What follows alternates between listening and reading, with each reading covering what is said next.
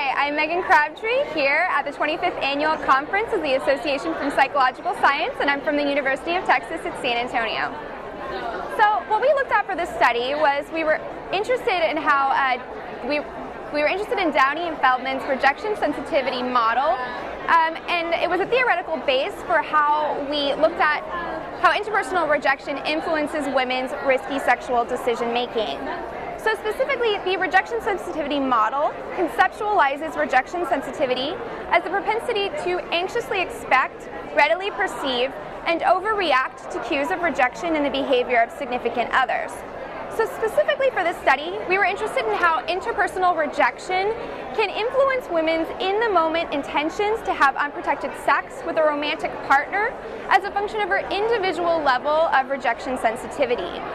So we did this by asking participants to project themselves into a vignette depicting a pretty common dating scenario between a man and a woman, and we manipulated the man's behavioral cues within the vignette to be either accepting, ambiguous, or rejecting, and we had participants read a story containing only one type of those cues.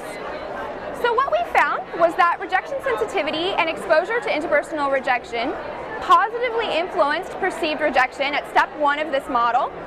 Perceived rejection positively influenced angry affective reactions at step 2.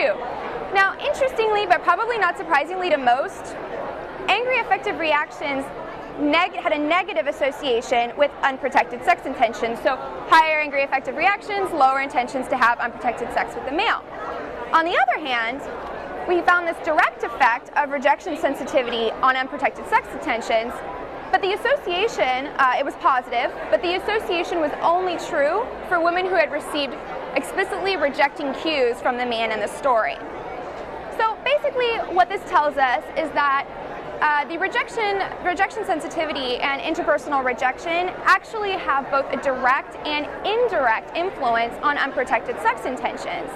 And this provides evidence for the application of the rejection sensitivity model for women's risky sexual decision making, and it contributes to the literature focusing on both the intrapersonal and interpersonal factors involved in women's risky sexual behaviors.